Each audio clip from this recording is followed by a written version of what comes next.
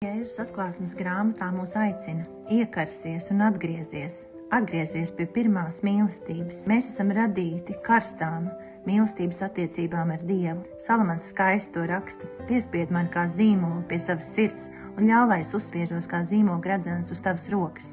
Jo mīlestība ir spēcīga kā nāve, un tās karstums ir varants kā elle, tās versme ir ugunīga, un tās liesmas ir kā Dieva liesmas. Par remdenajiem viņš teica: es tādus izspļaušu no savas mutes. Ilgu laiku šie vārdi mani veda izmisumā, jo es meklēju mīlestību un nespēju to atrast. Man, kā lielai daļai kristiešu, nebija šādas pirmās mīlestības pieredzes, pie kuras atgriezties. Lielāko savas dzīves daļu esmu nodzīvojuši šajā remdenībā. Uzaugu kristīgā vidē, jau no agras bērnības man bija milzīga žēlastība meklēt Dievu. Jau kā maza meitene daudz lūdzu, lasīju Bībeli, bet fokus bija uz mani. Man trūka piesaistes cilvēkiem un līdz ar to arī Dievam. Es neredzēju Dievu kā mīlošu. Centos būt laba un pareiza. Kļuvu neatkarīga un paštaisna. Nemācēju uzņemt sevī Dieva mīlestību, bet Dieva mīlestība meklēja mani. 12 gadu vecumā Asīzē, Svētā Franciska lūgšanu cellītē, piedzīvoju spēcīgu Dieva mīlestības pieskārienu. Viņa mīlestība mani savaldzināja un modināja ilgas un cerību. Tā pareizi dzīvojot, arvien vairāk sāku just, esmu vien čaula. Bija sajūta, ka manis nav, dziļa emocionāla vientulība. Psiholoģijas studiju laikā atceros pieņēmu lēmumu. Gribu būt brīva no visām tām maskām, aiz kurām slēpos. Kā izrādījās, nokļūt līdz sirdī nemaz nav tik vienkārši. Lai arī nemācēja veidot emocionāli tuvas attiecības, Dievs savā žēlastībā man uzdāvināja laulību un 5 bērnus. Bija jau 3 gadus laulībā, 2 bērni, abi zem 1,5 gada vecuma, kad piedzīvoju savas dzīves tumšāko posmu. Sapratu, esmu pilnīgi tukša, manī nav mīlestības, ne pret manu brīnišķīgo vīru, ne maniem jaundzimušajiem bērniem. Milzīga tumsa, izmisums. Nav pat vārdu, lai raksturotu šo dvēseles stāvokli, bet šis bija pagrieziena punkts. Šeit sākās ceļš pie manas sirds. Jēzus saka, es esmu ceļš. Viņš mani veda cauri šai tumsai, lai mani satiktu. Satikšanās vieta ar viņu ir mana un tava sirds. Mēs nevaram to apiet.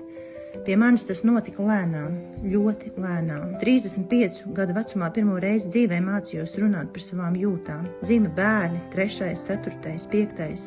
Bija aktīva dzīve, aktīva kalpošana mums kopā ar vīru.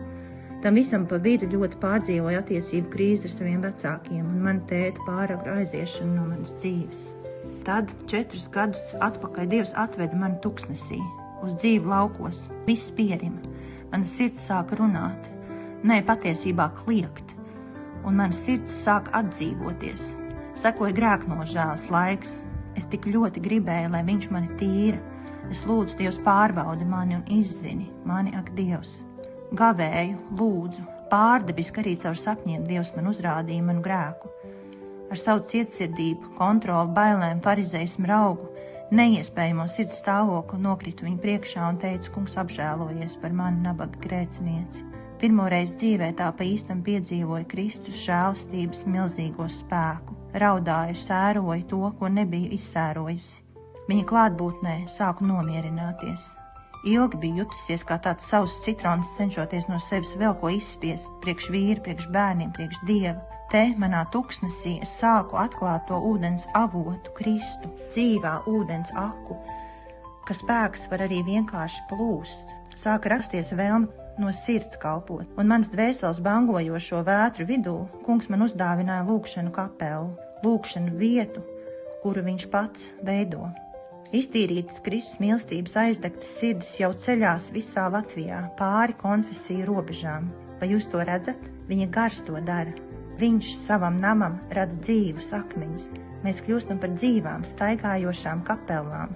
Viņa mīlestība tevi gaida. Satikšanās vieta ir tava sirds. Tava godīgā sirds ir svarīga, jo tur rosās dzīvība. Un tavs tuksnesis, slimība, attiecību samazglojums, vilšanās, sēras, vientulība. Tā ir vieta, kur rasties ceļam un upēm. Jesaja saka, es likšu rasties ceļam tuksnesī un upēm vientuļās kailatnēs. Un no tevis plūdīs dzīves ūdens traumas, kā Kristus to ir apsolījis.